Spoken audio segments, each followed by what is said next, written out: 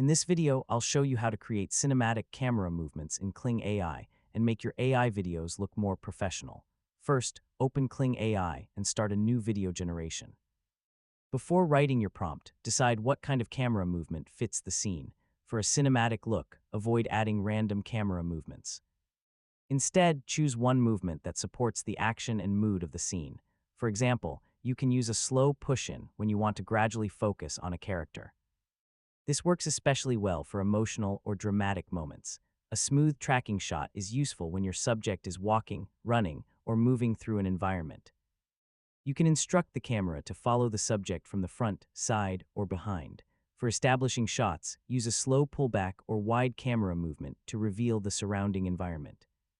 This can make a scene feel larger and more cinematic.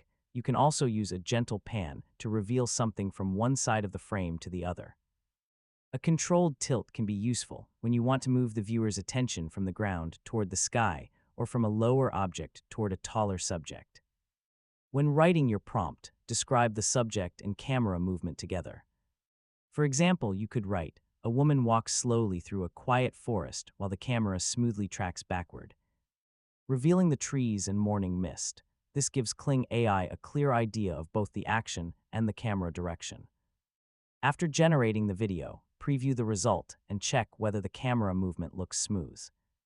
If it feels too fast, unstable, or unrealistic, simplify the instruction and generate another version. Try not to combine too many camera movements in one prompt. One clear cinematic movement often gives a cleaner result than several complicated instructions. You can experiment with slow zooms, tracking shots, pans, tilts, push-ins, pullbacks, and wide establishing movements depending on your scene. And that's how you can create cinematic camera movements